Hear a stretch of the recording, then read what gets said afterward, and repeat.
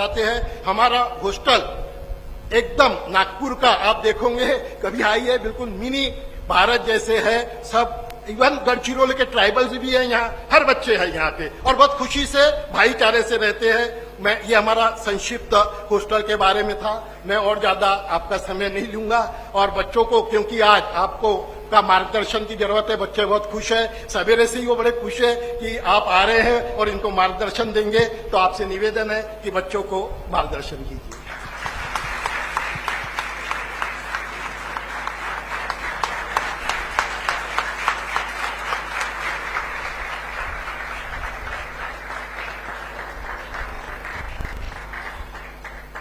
बैठिए कृपया।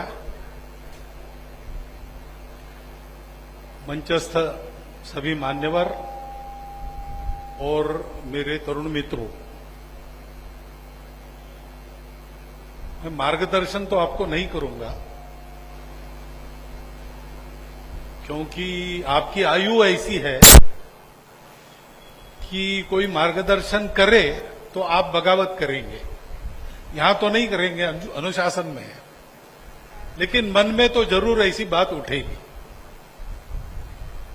और वैसे तो आपकी आयु इतनी कम भी नहीं है कि आपको किसी और के मार्गदर्शन की जरूरत है। आप अपने विवेक से अपना मार्ग तय कर सकते हो और इसलिए ऐसा जब आप सोचते हो तो सोचने के लिए आपको मदद हो, ऐसी कुछ बातें मैं आपको कहूंगा।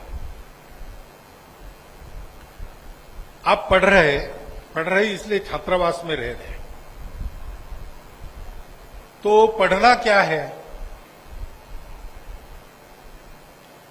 क्यों पढ़ना है, ये तय हुआ तो पढ़ना क्या है ये भी तय होगा।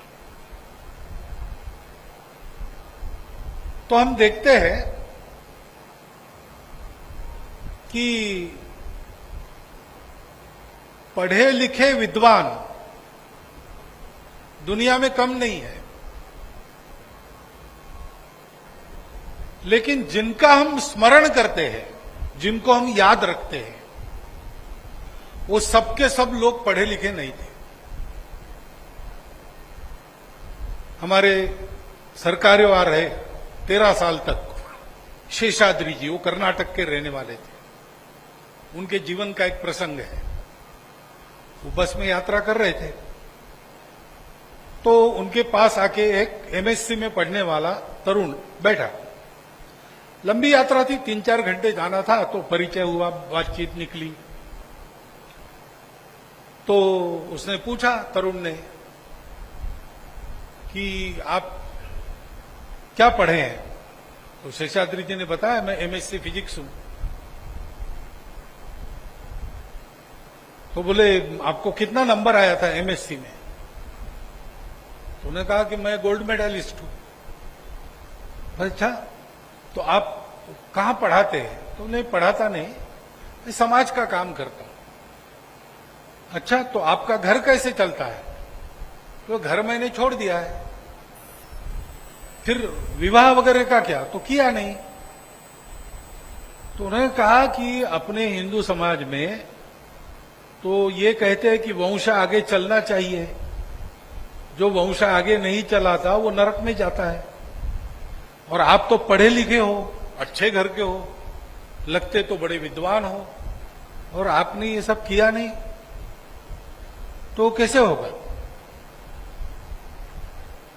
तो शेषाद्री जी ने उसको पूछा कि वंश आगे बढ़ाने की आवश्यकता क्या है?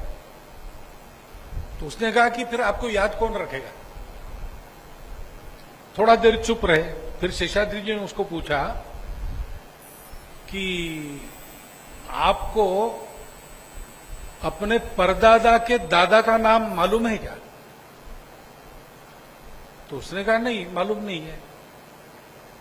बोले, अपने पूर्वजों में किनके नाम मालूम है? बोले, श्राद्ध के दिन 3 पीढ़ी इधर की 3 पीढ़ी उधर के नाम लेने पड़ते, उतने मालूम है, बाकी मालूम नहीं। कहा, तो वो तो आपके पूर्वज थे ना, आपको नाम मालूम नहीं? तो नहीं, मालूम नहीं है। फिर थोड़ा देर चुप रह के शेषाद्री ने फिर से पूछा, आपको विवेकानंद मालूम है क्या? उसने कहा हाँ मालूम है। अच्छा वो आपके रिश्तेदार थे? तो बोले अरे वो बंगाल के, हम लोग कर्नाटक के। तो अच्छा तो कभी आपके गांव में आए होंगे, आप मिले? अरे भाई उनके जाने के 50 साल बाद मैंने जन्म लिया है, लेकिन गांव में तो आए होंगे। तो बोले नहीं इधर वो आए ही नहीं। बोले फिर भी आप उनको जानते हो? बोले हाँ। तो कहा कि आपके परदादा के दादा को आप जानते नहीं हो, वो हुए, उन्होंने वंश बढ़ाया इसलिए आप हुए। और विवेकानंद जो आपके कुछ लगते नहीं है, आपके गांव में कभी आए नहीं है, एक धेला कभी कमाया नहीं है, म्युनिसिपल मेंबर भी नहीं बने और वंश भी आगे नहीं बढ़ाया, तो उनको आप कैसे पहचानते हो? तो वो समझ गया। आप जरा याद करो जिनको आप याद करना चाहते हो, मनुष्य जीवन का उदाहरण के नाते आप जिनके नाम जानते हो, तो आपको ध्यान में आएगा कि उसमें सभी प्रकार के लोग हैं, पढ़े हैं, नहीं भी पढ़े हैं। अनेक संत है वो पढ़े नहीं थे। संत कबीर, हमने सबने नाम सुना है। कबीर के दोहे आज भी हम सुनते हैं, गाते हैं। वो क्या पढ़े थे? पढ़ने के बारे में उन्होंने कहा, पोथी पढ़ी पढ़ी जगम हुआ, पंडित भया न कोय, ढाई आखर प्रेम का पढ़े सो पंडित हुए। चंद्रशेखर आजाद क्या पढ़े थे? तो पढ़ना और न पढ़ना, इसमें अंतर विषयों का नहीं है, पुस्तकों का नहीं है, डिग्री का नहीं है। पढ़कर आदमी ने जानकारी तो हासिल करनी चाहिए, पढ़ाई होनी चाहिए, शिक्षा सबके लिए अनिवार्य बात है, वो जीवनावश्यक बात है, जीवन का अधिकार है। जैसे रोटी कपड़ा मकान है, वैसे स्वास्थ्य और शिक्षा भी है। परंतु पढ़ने में क्या पढ़ना है? पोथी तो पढ़नी पड़ती है, पुस्तकें पढ़नी पड़ती है, नए नए विषयों की जानकारी लेनी पड़ती है, क्योंकि मनुष्य कैसे जीता है? मनुष्य जंगली पशुओं के जैसा नहीं जीता। पशु शिकार करके जीते हैं, एक दूसरे को मारते हैं या प्रकृति को चूसते हैं। चूसते कहना ठीक नहीं होगा, उनको प्रकृति ने भी ऐसा एक अंदर से ज्ञान दिया है कि अपनी मर्यादा वो जानते हैं, वहां तक वो करते हैं। उनको स्कूल कॉलेज में जाके पढ़ना लिखना नहीं पड़ता। लेकिन हमारे यहां मनुष्य है तो हमारे समाज बनते हैं, और समाज जब से बने, घुमंतुपन छोड़कर मनुष्य जैसे बच गया, तब से समाज बना। समाज वो होता है, केवल भीड़ नहीं होती, समाज के सामने एक कॉमन पर्पस होता है जीने का। उस समाज के लोग उन बातों के लिए जीते हैं, इसलिए समाजों में अंतर होता है। भारतीय समाज और अमेरिकन समाज, इनके जीने के उद्देश्य में अंतर है, अपना अपना है, सही गलत नहीं कह रहा हूं मैं। लेकिन अमेरिकन व्यक्ति जिएगा तो महत्वाकांक्षा लेके जिएगा कि मैं सबसे अच्छा बनूंगा, मेरे विषय में प्रवीण बनूंगा, अधिक से अधिक कमाऊंगा, किसी प्रकार की भौतिक सुख की कमी नहीं रहेगी, इतना सोचता है और बंद हो जाता है। उसके आगे भी कुछ लोग सोचते हैं, लेकिन पूरे समाज में इससे आगे जाने की प्रवृत्ति नहीं है। और हमारे भारतीय समाज में भौतिक प्रगति की तो हम सब लोग सोचते हैं, हम कोई दरिद्रता के उपासक नहीं है, हम लक्ष्मी जी की पूजा करने वाले लोग हैं। लेकिन हम वहां रुकते नहीं, हम कहते हैं कि भाई कमाया कमाया बहुत अच्छा किया, लेकिन बांटा कितना, ये सवाल है। हम कमाते हैं बांटने के लिए, वहां कमाते हैं भोगने के लिए। हम कहते हैं कि अपने को जितना न्यूनतम चाहिए उतना भोगो, बाकी सब बांट दो। यहां नागपुर में एक परिवार है, परिवार में 3 भाई है, अच्छा सधन परिवार है, अमीरों में जिनकी गिनती होती है। वो तीनों भाई मेयो हॉस्पिटल में, मेडिकल कॉलेज हॉस्पिटल में और शायद म्यूर मेमोरियल में रोज सुबह फल पहुंचाते हैं। किसी को पता नहीं, पेपर में नाम आता नहीं। हमने जब उनको खोजा और जाके मिले तब ये काम करते हुए उनको 18 साल हुए थे। तो हमारे कार्यकर्ताओं ने उनको पूछा कि 18 साल से आप काम कर रहे हैं कि पेपर में एक लाइन नहीं आपके नाम की, आप किसी को बताते नहीं, खर्चा सारा अपना लगाते हैं, कोई सहायता करने आता है तो बांटने में हाथ चाहिए इसलिए उसकी मदद लेते, पैसा नहीं लेते। बांटने वाली मंडली में तुम आ जाओ, शामिल हो जाओ। तो ये आप क्यों कर रहे हैं, आपको क्या मिलता है इससे? तो कहा देखो जी, इससे आनंद तो मिलता ही है, लेकिन इसमें आनंद ये हमारे ध्यान में हमारे पिताजी ने ला के दिया। उन्होंने मरने के पहले हमको बताया कि देखो ये जो लक्ष्मी कमा रहे हो तुम, कमाओ, दोनों हाथ से कमाओ, लेकिन ध्यान रखना ये तुम समाज से कमा रहे हो, उसको दाम दुगना वापस देना है। इसलिए समाज में अपना जो स्थान है उसके अनुरूप रहने के लिए, खाने पीने के लिए जितना न्यूनतम लगता है उतना रखो, बाकी तुम समाज के लिए खर्चा करो, नहीं तो ये लक्ष्मी जी अगले पीढ़ी में तुम्हारे हाथ में नहीं रहेगी। तो हम उनके आदेश का पालन करते हैं। अब जिन्होंने भरपूर धन कमाया उनके अनुभव का ये सार उन्होंने बताया, मैं आपको बता रहा हूं। तो पढ़ना क्यों है? पढ़ने पर समर्थ तो होना ही है, अपना जीवन चला सकने की क्षमता होनी ही चाहिए, अपने परिवार का भरण पोषण करना, घर गृहस्थी बसाते हैं तो गृहस्थ के कर्तव्य है घर वालों को रोटी, कपड़ा, मकान, स्वास्थ्य, शिक्षा, इसकी पूरी व्यवस्था करना, उत्तम व्यवस्था करना। और 6वां कर्तव्य गृहस्थ का अतिथि सत्कार। साईं इतना दीजिए जामे कुटुंब समाए, मैं भी भूखा ना रहूं, साधु भी भूखा न जाए। ये सोचने वाले हम सब लोग हैं। भारत में कहीं भी जाओ, अन्य अन्य भाषाओं में यही बात मिलती है। ये सोचने वाले हम सब लोग हैं, इसलिए हमारा एक समाज है, हमारा कॉमन पर्पस है ऐसे जीना। तो उस जीने में पुस्तकों की पढ़ाई जितनी महत्वपूर्ण है उतनी ही जीवन शिक्षा महत्वपूर्ण है। और मैं आपका अभिनंदन करता हूं, क्योंकि मैं भी 4 वर्ष नागपुर में और 2 वर्ष अकोला में, नागपुर का हॉस्टल तो आपके जैसे ही 250 लोगों का हॉस्टल था, मैं भी हॉस्टल में रह के पढ़ा हूं, इसलिए मैं जानता हूं कि स्कूली कॉलेज की पढ़ाई में अगर जीवन की शिक्षा की दृष्टि से कोई कमी रहती है तो ये जो अपना हॉस्टल का जीवन है वो हमको जीवन की शिक्षा देता है।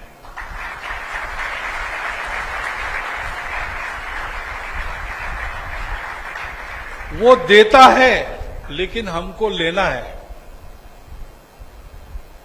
लेने से होता है। नहीं तो शिक्षा देने वाले तैयार है, लेने वाला तैयार नहीं है तो कोई फायदा नहीं। 2 मित्र थे, घूमने के लिए गए जंगल में। जाते जाते एक क्षण ऐसा आ गया, दोनों का पुण्य पक गया, पूरा हो गया। जितना पुण्य मनुष्य ने करना चाहिए भगवान को पाने के लिए वो पूरा हो गया होगा। वो क्षण आते ही दोनों के सामने भगवान प्रकट हो गए और भगवान ने कहा कि चलो आपका पुण्य हो गया, मैं आ गया हूं, क्या मांगना है मांग लो। तो एक सावधान था, लेने वाला तैयार था। उसने सोचा भगवान तो कभी आते नहीं, आज खुद होके आए और मांगो कह रहे, तो ऐसा मांगना चाहिए कि मांगने के लिए कुछ बाकी न रहे। उसने कहा भगवान मैं मरने के बाद तुम्हारे धाम आता रहूं तब देखूं कि मेरा जवान पड़पोता सोने के सिंहासन पर बैठकर भरे पूरे परिवार के साथ सोने की थाली में पंच पकवानों का भोजन कर रहा है। अब सब मिल गया ना। मरने के बाद भगवान के धाम जाएगा, नरक में नहीं जाएगा। मरेगा कब? जब पड़पोता जवान होगा तब, यानी दीर्घायुष्य है। और परिवार की स्थिति क्या है? भरा पूरा परिवार है, यानी स्वस्थ परिवार है, और सोने के सिंहासन पर बैठा है, तो प्रभुत्व भी है, सत्ता भी है। और सत्ता कर्जबाजारी नहीं है, सोने की थाली में पंच पकवानों का भोजन कर रहा है, तो समृद्धि भी है। और क्या चाहिए? भौतिक जीवन सुखी, पारलौकिक जीवन सुखी, इसी के लिए तो जीते हैं लोग। तो भगवान ने कह दिया तथास्तु। दूसरे को भी कहा तुम भी मांगो। लेकिन वो हमारा भाई थोड़ा सा वो तंबाकू खाने वाला था, और भगवान के प्रकट होने के एक क्षण पहले उसको तलब आ गई। तो उसने वो एक डिब्बी रहती है तंबाकू वालों की, आजकल कम दिखती है विदर्भ में, मैंने बहुत देखी है। वो उसके 2 पुट होते हैं, एक तरफ से चूना रहता है, दूसरी तरफ तंबाकू रहता है। उसने वो ढक्कन खोला, वो तंबाकू हाथ पे लिया, बंद किया, दूसरा खोला चूने के लिए, चूना नहीं, खत्म हो गया। अब जो तंबाकू खाने वाले हैं वही जानते हैं कि समय पर चूना न मिले तो कितनी तड़पन होती है। वो देख रहा, कहा अभी ऐसी कोई होती दीवार वगैरह खरोच के उसका चूना निकालते, लेकिन तो जंगल था। तो देख रहा था व्याकुल होके, चूना चूना। भगवान ने कहा वर मांगो। उसने कहा भगवान चूना है क्या? भगवान ने कहा तथास्तु। तो मांगने वाला तैयार होना चाहिए। यहां हम साथ में रहते हैं, कई प्रकार के अनुभव आते हैं और निकल जाते हैं, उनको हम पकड़ते नहीं। हम साथ में रहते हैं, तो साथ में रहते तो दोस्ती भी होती है, साथ में रहते तो झगड़ा भी होता है। दोनों का कारण एक ही है, परिचय होने से झगड़ा होता है, परिचय होने से दोस्ती होती है। परिचय होने में कुछ गड़बड़ नहीं है, जिनके परिचय होते हैं उनका कैसा है ये है। तो इतने लोगों में मैं हूं, जितने भी साल हूं, क्या मैं ऐसे रह सकता हूं कि इतने सालों में एक के साथ भी मेरा झगड़ा नहीं हुआ? मत अलग अलग रहे, मत रखे भी, चर्चा रही था, अपना पक्ष रखा, वाद विवाद सब कुछ हुआ, ये तो चलता है। प्रत्येक मनुष्य के देखने का दृष्टिकोण थोड़ा थोड़ा अलग होता ही है। परंतु ये होने के बाद भी हमने एक दूसरे के मतों का सम्मान किया, आपस में लड़ नहीं पड़े। जब हमने दूसरे मेरे मित्र को सामने देखा तो मैंने उसमें समान बातें खोजी, अलग बातों पर मेरा ध्यान नहीं गया। हम अनेक जगहों से आते हैं, अनेक पृष्ठभूमि से आते हैं, तो हमारे सारे बोलचाल, खान पान, रहन सहन में वो अलग अलग बातें होती है। और होना कोई खराब बात नहीं, वो तो विविधता है। विविधता सृष्टि का श्रृंगार है, उसका उत्सव मनाना चाहिए, स्वीकार करना चाहिए। लेकिन विविधता भरे समूह में रहते समय एक दूसरे की विविधताओं को स्वीकार करने के बाद भेद चला जाना चाहिए। जैसे हम जहां रहते वहां की भाषा आनी चाहिए। आज प्रस्तावना में बहुत अच्छी बात उन्होंने कही कि महाराष्ट्र में गुड़ी पाड़वा होता है इसलिए हम यहां करते हैं। एक लेसन है, मैं कहीं भी जाते हैं तो वहां के जनजीवन में हमको एकत्रित होना चाहिए, समरस होना चाहिए। हमारी अपनी भाषा रहती है, हमारी अपनी पूजा रहती है, लेकिन जिनमें हम हैं उनकी भी भाषा है, उनकी भी पूजा है, उनकी भी खान पान, रहन सहन, रीति रिवाज है, उसके साथ समरस होना चाहिए। अपनेपन केवल लगने की बात नहीं है, अपनेपन आचरण करने की बात है। तो एक बार ऐसे हुआ, अपने समाज में जात पात का बहुत भेद है, सहभोजन का कार्यक्रम था और भोजन शुरू हुआ। चैलेंज दिया था कि आप ऊंची जाति के लोग हमारे साथ भोजन नहीं कर सकते। जब भोजन बना हम तैयार हैं, भोजन बना, बैठे, भोजन दिया गया। देखते हैं तो वो मांस है, लेकिन अब उठेंगे तो लोग कहेंगे जो हम कह नहीं रहे थे, आपको हमारा नहीं चलता। तो कुछ नहीं, बैठे रहे, सब शाकाहारी लोग थे, लेकिन उन्होंने खाना शुरू किया। उस पर से एक जवान, तेज कार्यकर्ता, विरोध में भी तेज होता है, उसने कहा देखो अभी हमने इसमें गाय का मांस डाला है, आपके 42 पीढ़ी नरक में जाएगी। तो उसमें जो भोजन करने वालों के बुजुर्ग थे, उन्होंने कहा कि देखो सदियों से आप और हम लोग अलग रहे, अब आपके जुड़ने के लिए अगर 42 पीढ़ी हमारी नरक में जाती है तो हमको मंजूर है। वो गोमांस नहीं था। उधर के बुजुर्ग खड़े हो गए, उन्होंने डांटा जवानों को, कहा कि वो मांस तो है लेकिन दूसरा भी बना है, वो हम लाते हैं, ये परीक्षा आपकी इन लोगों ने ली, लेकिन ऐसी परीक्षा नहीं लेना चाहिए।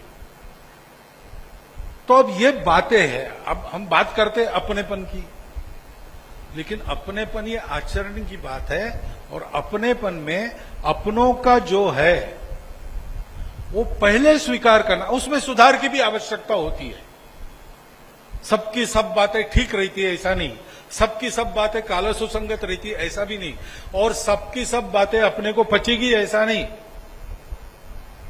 मैं अगर कहीं पर उत्तर भारत में रहता हूं तो वहां तीखा बहुत कम खाते हैं। उत्तर नागपुर में जाके मुझे भोजन करना पड़ा तो खा तो लूंगा मैं, लेकिन बाद में 3 दिन गोली लेनी पड़ेगी मुझे। तो इसलिए स्वीकार करना है, यानी ये देख के, लेकिन सामने वाले को मालूम होना चाहिए कि इसका अपनत्व बोलने में नहीं है, इसका अपनत्व करने में है। इसका अभ्यास आप हॉस्टल में कर सकते हो। अपनी पढ़ाई अच्छी करना ये भी एक अनुशासन है। अनुशासन ये बंधन नहीं है। अनुशासन जीवन को मुक्ति की ओर ले जाता है। अभी राखी का त्योहार हुआ, हम कहते रक्षाबंधन, लेकिन उसके बारे में एक कविता नहीं, कविता ऐसी है, बंधनकारी पाश नहीं यह, अरे मुक्ति का है बंधन यह। क्योंकि हम बांधते राखी, आजकल तो केवल भाई बहन को बांधता है, लेकिन समाज में पहले सबको बांधते थे। हम संघ के लोग सबको बांधते हैं। क्यों? हम एक समाज में रहते हैं, परस्पर रक्षा का बंधन हमारा है। वो मेरे समाज का है, मेरा परिचित हो ना हो, मेरे के साथ सब समानता रखता हो न रखता हो, लेकिन मेरे समाज का है तो उसकी चिंता करना मेरा काम है। समाज के व्यक्ति को समाज में अकेला नहीं लगना चाहिए। वो दुनिया के किसी कोने में जाए, उसको खड़ा रहने के बाद लगे कि मेरा समाज मेरे पीछे है। ऐसा समाज में अनुभव आना चाहिए। देखिए, उग्रवादियों ने इस्राएल का एक जहाज भगाया और युगांडा में लेके रख दिया और शर्तें डालने लगे। तो इस्राएल ने क्या किया? अपने कमांडोज भेजे और दूसरे देश के विमानतल से उन सारे उग्रवादियों को मारकर अपने विमान के सारे प्रवासियों को विमान में बिठाकर वापस लाए। विमान तो कंपनी दूसरी थी, विमान छोड़ दिया, अपने सब लोगों को सुरक्षित वापस लेकर आए। एक की बलि देनी पड़ी। और इसलिए ऐसे जिस देश में व्यवहार अनुभव में आता है, उस देश का नागरिक दुनिया में कहीं भी जाएगा, निर्भय रहेगा। ये तो शासन का व्यवहार है, प्रशासन का व्यवहार है। अपने भी भारत देश के लिए ये बहुत अच्छी बात है कि गत कई वर्षों में धीरे धीरे हमारा व्यक्ति भी इस प्रकार गर्दन ऊंची करके घूमता है, क्योंकि उसको यह अनुभव हुआ है कि भारत शक्तिशाली है।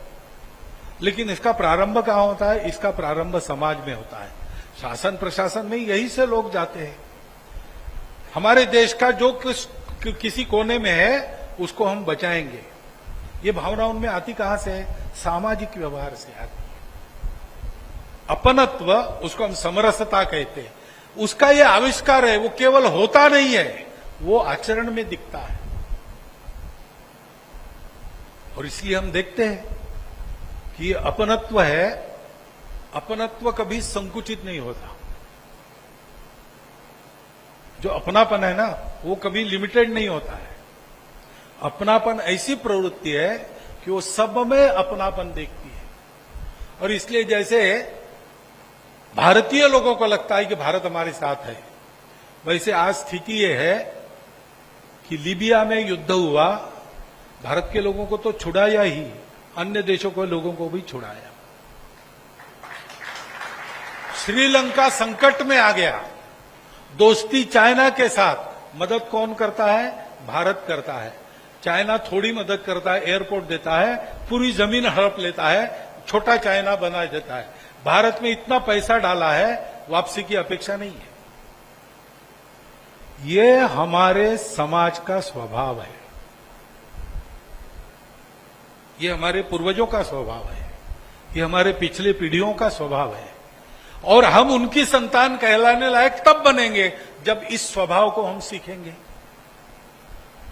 यह स्वभाव जीवन में काम आता है, यही सीखना है। कबीर महाराज ने जब कहा, ढाई आखर प्रेम का पढ़े सो पंडित होए, क्योंकि ये सत्य है, ज्ञान विज्ञान सम्मत सत्य है कि अस्तित्व के मूल में एकता है। अलग अलग दिखता है वो विविधता है, वो उस एकता का अलंकरण है, शोभा है। विविध होने से अलग होना नहीं पड़ता, इसलिए तो हम वसुधैव कुटुंबकम की बात करते हैं। इसको सीखना, मैं पहले अपने आत्मकेंद्रित स्वभाव को छोड़कर अपने कुटुंब का विचार करूं, वो तो करते ही है, हमारे संस्कारों में है। और वो हमारे संस्कार अभी तक चल रहे हैं कि अपना मनुष्य कभी स्वार्थी नहीं बनता, सारे परिवार को संजो के रखता है। लेकिन परिवार शब्द में परि है ना, वो परि एक परिधि बताती है, वो परिधि केवल ब्लड रिलेशंस तक सीमित नहीं है। ब्लड रिलेशंस है, उसको कुटुंब कहते हैं। लेकिन अपने कुटुंब का जीवन चलाने वाले जो है, अपने कपड़े धोने वाले कोई होंगे, अपने घर के बर्तन मांजने वाले कोई होंगे, बड़े लोग हैं तो माली होंगे, ड्राइवर होंगे, बाल बनाते हैं किसी हेयर कटिंग सैलून में जाके, या कोई नाउ घर को आता है। अपना जीवन कितने लोगों के भरोसे चलता है। अपने घर में कोई पौधा है, कोई वृक्ष है, नीम का पेड़ है, आंवले का है, आम का है, वो अपने पारिवारिक जीवन का अभिन्न अंग बन के रहता है। अपने घर में एक पोपट रखा है, अपने घर में कोई गाय है, बकरी है, कुत्ता पाला है, ये सब अपने जीवन के अंग होते हैं। ये अपना परिवार है। तो परिवार हमको मैं और मेरा से बाहर ले जाता है, और ये बाहर जाना थमना नहीं चाहिए। परिवार के बाद गांव है, जिस गांव में हमारा परिवार है। गांव के बाद अपना जनपद जिला है, जिले के बाद अपना प्रदेश है, प्रदेश के बाद अपना राष्ट्र है, राष्ट्र के बाद अंतर्राष्ट्रीय अपना विश्व मानवता है, और मानवता के बाद सारी सृष्टि है। ये प्रगति की दिशा हमारी शिक्षा में यह अपेक्षित है। आपने अक्षर कितने पढ़े, आपने कितना कमाया, ये तो एक बात है ही पुरुषार्थ की, उसको मना नहीं है। लेकिन इसका विनियोग आपने ऐसा किया, इसका उपयोग आपने ऐसा किया कि आप जो एक मैं इस नाते जन्म लिया था, रोते थे, स्वयं को भूख लगती थी, तब बहुत इतना छोटा बच्चा है, उसको भूख समझ में आती है, वो रोता है। उसी समय घर में कोई दुर्घटना हो गई, कोई घर का व्यक्ति चला गया, बाकी लोग दुखी होते, ये दुखी नहीं होता, उसको मालूम नहीं है कुछ, उसको भूख लगती है, रोता है, दूध दी शांत होता है। आप जब जन्मे तब आपको केवल अपना भान था। आप जब इस दुनिया को छोड़ेंगे तो आप सारी सृष्टि के साथ अपनी एकात्मता के अनुभव करने वाले सच्चे मनुष्य होंगे। ये शिक्षा है वास्तव में। और इसलिए संत गाड़गे बाबा को हम बड़ा मान देते। क्या पढ़े थे वो? टुकड़ो जी महाराज के भजन आज भी सब लोग गाते हैं। कितने लोगों पर प्रभाव है, कितने लोगों का जीवन उनके स्मरण से बदला है। ये हमारे सारे संत महात्मा जो हमारे जीवन के आदर्श है। विदेशों में कोई राजा है वो आदर्श होता है, कोई धनपति है वो आदर्श होता है। हमारे यहां भी राजा आदर्श होता है, लेकिन जिसने चलकर आया हुआ राज्य पितृवचन के खाकर त्याग दिया, 14 साल वनवास स्वीकार किया, वो राजा, उसको हम याद रखते हैं। वो धनपति जिसने अपनी गाढ़ी कमाई राणा प्रताप को आजादी की लड़ाई के लिए समर्पित कर दी, उस धनपति का नाम हमारे यहां चलता है। हमारे यहां राजा बहुत आते जाते हैं। अभी हमारा ये चलता है ना सिक्योरिटी वाला लवाजमा, पहले पहले मुझे बहुत अच्छा लगता था, क्या बात है। एक बार पूना स्टेशन पर सुबह 4 बजे उतरा, सब लोग थे, स्थानीय पुलिस भी थी, अपनी ड्यूटी उनको अच्छी करनी ही पड़ती है, दिखानी भी पड़ती है। अब 4 बजे स्टेशन पर सुनसान, कुछ लोग जिनको रहने के लिए दूसरी जगह नहीं, रात भर रहना है, दूसरी गाड़ी पकड़नी है, वो फटे लख्तरों में वो सोए थे। हम जा रहे थे, लेकिन पुलिस अपना डंडा पटक रही थी, सीटी बजा रही थी, तो लोग जाग के देख रहे थे। तो जाते जाते मैंने सुना एक दंपति ऐसी ही फटे हाल, वो जाग के वो पत्नी पति को पूछती है कि कौन है। तो वो पति कहता है लगता है कोई बड़ी मछली फंस गई है। तब मुझे पता चला कि लोग हमको कैसा देखते हैं। ये ठाट बाट वगैरह है, रहते किसी को मिलते किसी को नहीं मिलते, इसका क्या अर्थ है भाई। याद तो लोग ठाट बाट वाले को नहीं करेंगे, विवेकानंद को करेंगे। हमारे देश में तो उन्हीं को करेंगे। हमारे देश में कई बार राजनेता जाते हैं, हम खड़े होते ही है ऐसा नहीं है। हमारे देश में कई बार अमीर लोग गुजरते, हमको पता भी नहीं रहता, सोशल मीडिया वगैरह इतना प्रचलित होने के बाद भी। लेकिन कोई दिगंबर जैन मुनि जा रहे हैं, सब लोग नमस्कार करते हैं। कोई भगवा पहन के आता है, हम पूछते नहीं कौन है, कहां के, कैसे, भगवा है, नमस्कार। क्यों? क्योंकि सब छोड़ दिया। उनके पास कुछ नहीं है, लेकिन उनके पास जो है वो किसी के पास नहीं है। ये हमारे जीवनादर्श है। हमको त्याग पूर्वक भोगने का आदेश है। तेन त्यक्तेन भुंजीथा ईशावास्यमिदं सर्वम यत्किंचम जगत्याम जगत तेन त्यक्तेन भुंजीथा मां गृधत कस्य सिद्धन। भारत का सम्मान सारी दुनिया में इसके लिए है।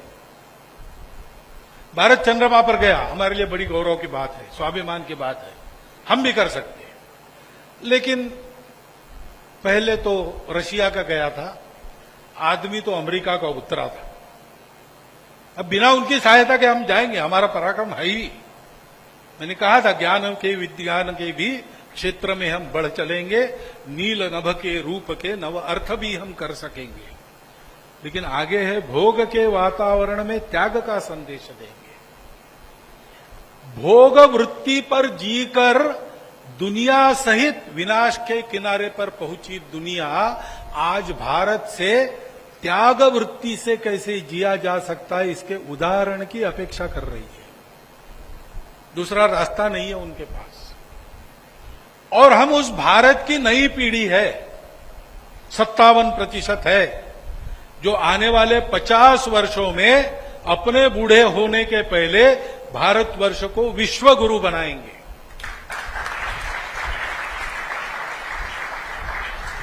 तो दुनिया को हमको क्या सिखाना है?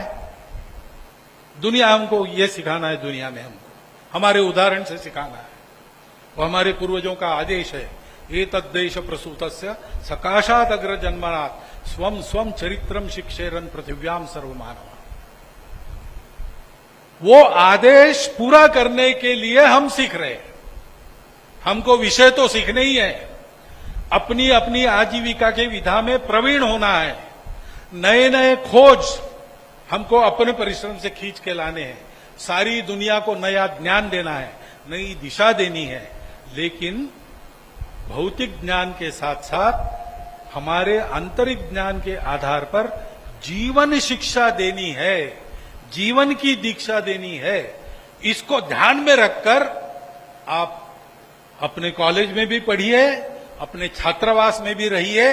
मैं विश्वास करता हूं कि जिस प्रकार का वातावरण आपको यहां मिला है उसका पूर्ण उपयोग करके आप ऐसे बनेंगे जीवन में कि यहां से छूटने के बाद, अपने जीवन क्षेत्र में जाने के बाद, कभी 20 साल 15 साल बाद अपने हॉस्टल के सहाध्यायियों का फिर से सम्मेलन आप करेंगे, एलुमनी मीट जैसे होती है वैसी कोई बैठक आपकी होगी, तब आप ये कहेंगे कि देखो दुनिया में जीना कैसे और दुनिया में जीना सिखाना कैसे, ये हमने सीखा, यहां कॉलेज में गए, यहां हॉस्टल में रहे, उसके बलबूते।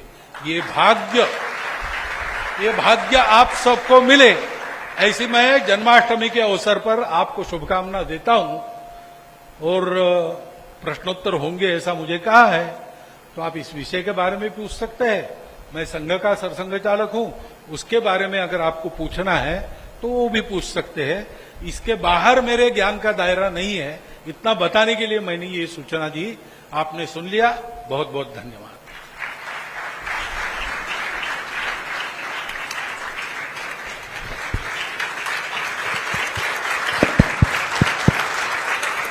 धन्यवाद सर, आपका क्वेश्चन, आपका एडमिशन वगैरह का। सर 50% तक के हम लोग तो चाहते ही है कि ये लोग भी हमारे लेवल आप तक थोड़े में, क्यों मुझे समय चाहिए ना उत्तर देने का। एक पॉइंटेड प्रश्न पूछिए, मैं उत्तर दे दूं। ठीक है सर, ध्यान में आ गया। कब तक चलेगा ऐसा आपको पूछना है। हाँ देखिए, अपने यहाँ जो आरक्षण दिया गया है वो अपने देश में सामाजिक विषमता का इतिहास रहा है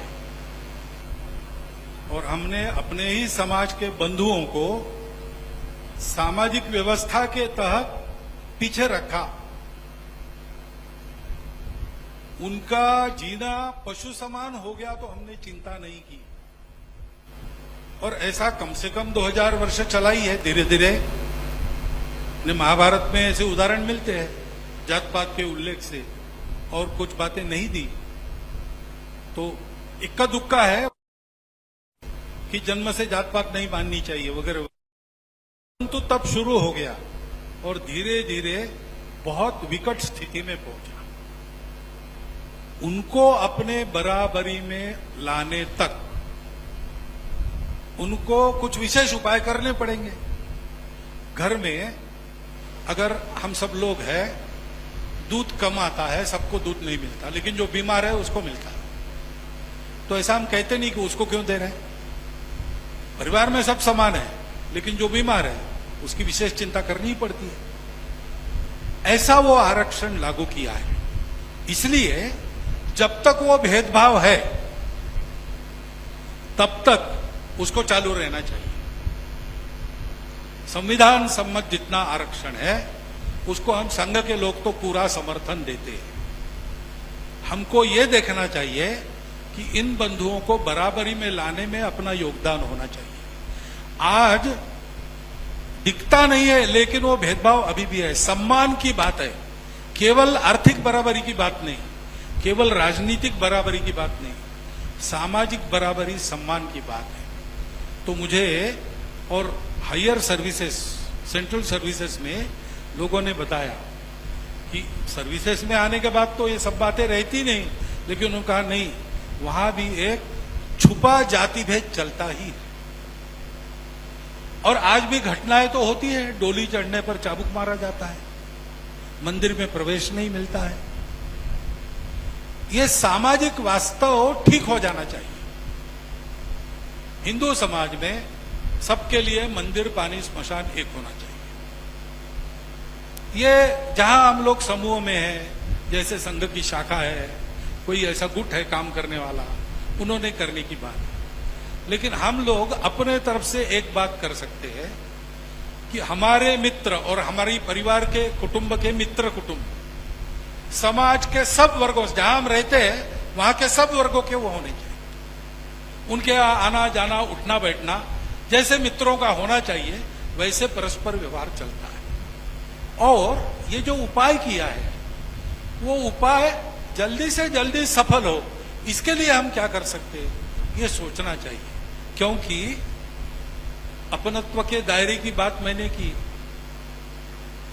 आप इसको तर्क से समझेंगे तो आप आरक्षण के समर्थक हो तो भी नहीं समझ सकते, विरोधक हो तो भी नहीं समझ सकते, क्योंकि ये बात तर्क की नहीं है, ये मन की बात है, अपनेपन की बात है। इस समस्या का इलाज केवल परस्पर संवेदना, सद्भाव, यही है। उस सद्भाव को लेकर हम आचरण करें तो आज मैं ये भी देखता हूं कि जिनको आरक्षण मिलता है उनमें धीरे धीरे ये आवाज उठ रही है कि आरक्षण लेके हम समर्थ हो गए, अब हमको नहीं चाहिए, दूसरे किसी को दो जिसको आवश्यकता है। हम आज तक लेने वाले थे, अब हमको देने वाला बनना है। ऐसे अपने समाज के वर्गों के प्रमुख लोगों की भाषा अब ये हो रही है। इसलिए एक सद्भाव बनाकर हम इन बातों को देखें, नफा नुकसान का विचार न करें। अपने लोगों के लिए जिन्होंने 2000 साल कष्ट झेला, हम 200 साल कष्ट झेल ले तो क्या फर्क पड़ता है, ऐसा विचार हमको करना चाहिए। ऐसा मेरा निरीक्षण है।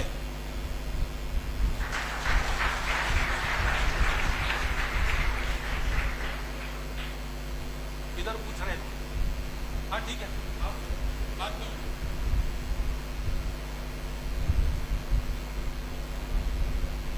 थोड़ा जोर से पूछ लीजिए, आवाज बुलंद है। आप भाई दो ना, क्या कर रहे हो?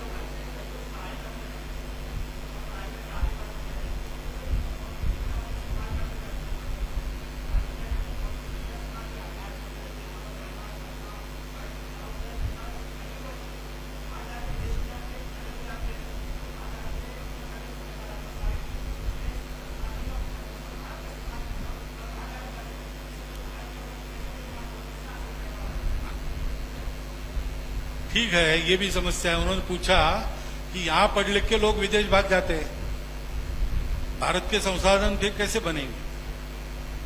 तो समस्या तो ऐसी है। एक घर में गया था तो पढ़ाई के लिए कनाडा जाने की बात थी, मेडिकल की पढ़ाई।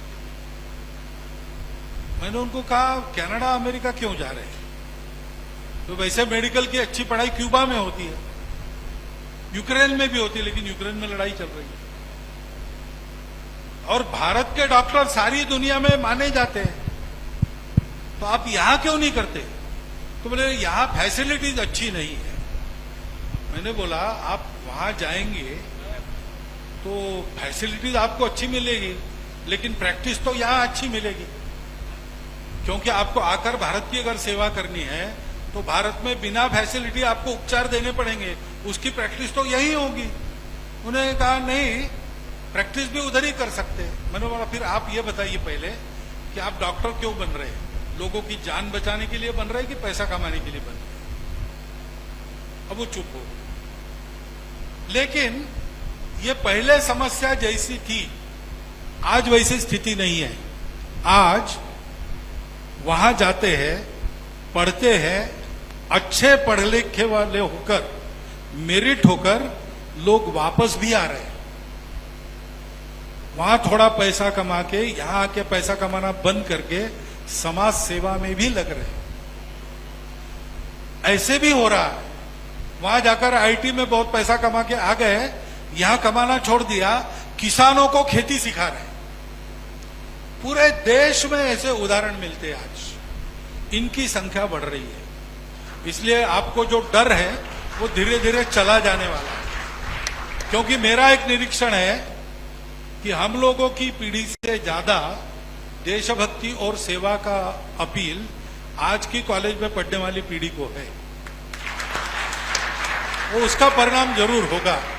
ये लोग जाएंगे, जैसे बृहस्पति के पुत्र कच्छ संजीवनी विद्या सीखने के लिए असुरों के पास गए और सब करके सीख लिया, और वहां रमे नहीं। शुक्राचार्य की लड़की ने कहा मेरे से विवाह करो, उसको ठुकरा कर वो देवों को विद्या सिखाने के लिए वापस आ गए। ऐसे ये लोग भी उच्च विद्या विभूषित होकर वापस आकर भारत की विद्या, भारत का ज्ञान, भारत के लोगों की स्थिति में अच्छा आई और भारत के संसाधन बढ़ाने के ही परिश्रम करेंगे, ऐसा मुझे लगता है। नमस्कार सर, मेरा नाम मानस नाइक है, मैं यवतमाल से हूँ। सर, मैंने न्यूज़ में देखा है, रिनाउंड न्यूज़पेपर में पढ़ा है कि 1950 से लेकर 2002 तक आरएसएस ने अपने नेशनल हेडक्वार्टर पर फ्लैग होस्ट क्यों नहीं किया था। तो मैं ये जानना चाहता हूँ सर कि इसका रीज़न क्या है। किसने नहीं किया? 1950 से लेकर 2002 तक आरएसएस ने अपने नेशनल हेडक्वार्टर पर इंडियन फ्लैग क्यों नहीं होस्ट किया। अच्छा, तो हम लोग प्रतिवर्ष 15 अगस्त 26 जनवरी को जहां है वहां फ्लैग होइस्टिंग करते हैं। यहां पर एक कैंपस ऋषिबाग में है, एक महल में है, दोनों जगह फ्लैग होइस्टिंग होता है। ये हमको सवाल पूछना नहीं चाहिए लोगों ने, क्योंकि एक घटना मैं बताता हूं। स्वतंत्र भारत का झंडा तिरंगी रंग का होगा और कांग्रेस का भी तिरंगी रंग का होगा। उस समय एकमात्र बड़ी राजकीय संस्था कांग्रेस थी, उसकी छत्र छाया में बाकी लोग थे। तो ये तय हो गया 1933 में जलगांव के पास फैजपुर है, वहां पर अधिवेशन हुआ कांग्रेस का। पहली बार 80 फुट ऊंचे पोल पर जवाहरलाल नेहरू जी के हाथ में रस्सी देकर ध्वज फहराया गया, लेकिन वो बीच में लटक गए। 10-1 हजार लोग थे।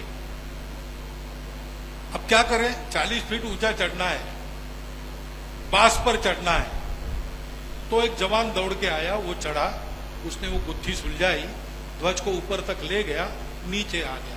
लोगों ने जय जयकार किया, उसको कंधे पर लिया। जवाहरलाल जी ने उसकी पीठ थपथपाई, कहा कि कल अधिवेशन में आओ, तुम्हारा हम सार्वजनिक अभिनंदन करेंगे। लेकिन वो हुआ नहीं, क्योंकि कुछ लोगों ने उनको जाके बताया कि ये संघ की शाखा में जाता है, तो वो नहीं हुआ। यहां डॉक्टर हेडगेवार थे, उनको पता चला, वो प्रवास करके वहां गए और एक छोटा सा पीतल का ही लोटा उसको बख्शिश दिया, उसकी पीठ थपथपाई। उसका नाम था किशन सिंह राजपूत। वो 7 साल पहले उनका देहावसान हो गया। मैं उनको 2 बार मिला। तो पहली बार ध्वज फहरा जाने में बाधा आई, तब से राष्ट्रीय स्वयंसेवक संघ इस ध्वज के सम्मान के साथ जुड़ा है। 2 दिन ध्वज फहराने की बात है, वो भी हम कर रहे हैं, परंतु वो फहराए नहीं फहराए, जहां जहां इस ध्वज के सम्मान का प्रसंग आता है, हमारा स्वयंसेवक अपने प्राण भी देने के लिए अग्र पंक्ति में रहा है और रहते रहेगा, ये पक्की बात है। क्योंकि वो भारत की सार्वभौम संप्रभु प्रभुसत्ता का प्रतीक है। पूर्व बंगाल में जब बांग्लादेश का युद्ध शुरू हुआ, तो रायगंज के आगे एक चौकी है, वहां पर अचानक बांग्लादेश की आर्मी आने लगी। बीएसएफ के जवान थे वहां पर, लेकिन उनको खबर नहीं थी। हमारा वहां 12वीं में पढ़ने वाला चिरका मुर्मू नाम का मुख्य शिक्षक था, उसने देखा, उसने जाके अलर्ट किया। तो जवानों ने कहा कि आगे हमने खंदक बनाया है, वहां की बारूद की पेटियां रखी है, वो लानी पड़ेगी जल्दी। तो हम अभी डिफेंस में हैं, तो 2 ही लोग मिल सकते हैं, एक तीसरा चाहिए। तो ये जवानों के साथ वो पेटियां लाने के लिए गया और पेटियां लाते समय वो शहीद हो गया। वहां पर उसका छोटा स्मारक हम लोगों ने बनाया और उस दिन वहां वार्षिक कार्यक्रम होता है। तो हमारी संघ के स्वयंसेवकों की यह परंपरा है, जहां पर देश के सम्मान का प्रश्न है, राष्ट्र ध्वज के सम्मान का प्रश्न है, वहां पर हम सबसे आगे आपको मिलेंगे लड़ने के लिए, प्राण देने के लिए। नमस्ते सर, मेरा नाम श्लोक खंडेलवाल है, मैं तुमसर से हूँ। मेरा प्रश्न था कि आरएसएस हिंदुत्व और राष्ट्रवाद को कैसे जोड़ता है, मैं आपसे जानना चाहूंगा सर। वो बैठिए ना, मैं बताता हूं, आप बैठिए। राष्ट्रवाद हम नहीं सोचते, हम राष्ट्रीयता सोचते हैं। क्योंकि बाकी जगह जो इज्म चलता है, नेशनलिज्म, वो और हमारी राष्ट्रीयता, इसमें फर्क है। बाकी जगह राष्ट्रीयता कैसे आई, राष्ट्रवाद कैसे आया, तो मनुष्य समूह करके जीता है तब सुरक्षित रहता है, नहीं तो एक मच्छर भी उसको परेशान कर सकता है। तो मनुष्य ने समूह बनाया, लेकिन समूह में सब लोगों के स्वभाव अलग अलग है। अलग अलग लोगों को जोड़ने वाला क्या है? उनके पास कुछ नहीं। तो उन्होंने मनुष्य निर्मित कुछ आधार लिए, जैसे भाषा है। इंग्लैंड की भाषा इंग्लिश है, तब तक वो एक है। वैसे 4 भाषाएं हैं, स्कॉटिश, इंग्लिश, आयरिश और वेल्श। वेल्श में तो ये स्थिति है, वहां जाइए आप अंग्रेजी बोलेंगे तो लोग बात नहीं करते, लेकिन अंग्रेजी है तब तक वो है। वो ढीली हो जाती है तो स्कॉटलैंड अलग पार्लियामेंट की मांग करता है। या कोई रिलीजन, जैसे अरब के बिखरे कबीलों को इस्लाम रिलीजन देके मोहम्मद साहब ने एक किया।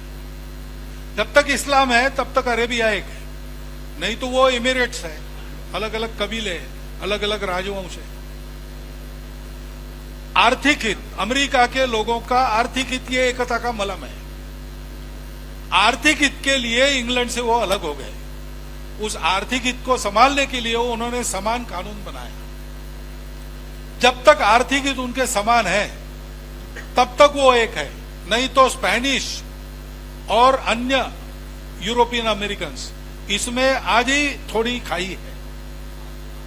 ऐसे आधार उन्होंने ढूंढे। अब इनको पक्का बिठाने के लिए डंडा चाहिए, तो उसके आधार पर उसको चलाने वाली एक सत्ता है। तब तक सबको उस एक आधार पर चलना पड़ता है, तब तक वो सब लोग एक है। सत्ता चली गई, नेशन खलास। और सुरक्षा के लिए है तो अपने नेशन का स्वार्थ, ये पहली बात, बाद में अंतरराष्ट्रीयता। इसलिए राष्ट्र बड़ा होता है तो सब पर डंडा चलाता है। जर्मनी बलवान हो गया, दूसरा महायुद्ध हो गया। रशिया बलवान हो गया, कोल्ड वॉर हो गया। अमेरिका बलवान हो गई, सबके व्यापार चौपट करने के लिए निकला। चाइना बलवान हो गया, एक के बाद एक सबको निकल रहा है। हमारी राष्ट्रीयता ऐसी नहीं है। जो मैंने कहा, ये विभिन्न जो है वो एक का ही है, ये हमको पता है, ये थियरी नहीं है, ये हमारे लोगों का अनुभव है, प्रत्यक्ष देखा है, आज भी देखने वाले हैं हमारे पास। हमारे सारे बातों की रचना इसी के आधार पर हुई। और हमने जब ये सोचा कि सब एक है, तो हमको ये जो ज्ञान मिला, जिससे परम सुख मिलता है, जिससे शांति मिलती है, कलह समाप्त होते, सारी दुनिया को देना है। और इसलिए हमने वसुधैव कुटुंबकम कहा। तो हमारा राष्ट्र जो बना उस समय बहुत परिश्रम किया ऋषि मुनियों ने। वेदों में वर्णन है, ओम भद्रम इच्छन्त ऋषिया स्वरविदः तपो दीक्षाम उपसे दुरग्रे। विश्व कल्याण की इच्छा रखने वाले ऋषियों ने दुर्धर तप किया, ततो राष्ट्रम बलम ओजस्य जातम। तस उससे हमारे राष्ट्र की बल की, ओज की उत्पत्ति हुई। तो हम तो परोपकार करने के लिए निकले हुए राष्ट्र है। बहुत परिश्रम से इस कोने से उस कोने तक, चिंदविन नदी के पूरब तक, काबुल जाबुल के पश्चिम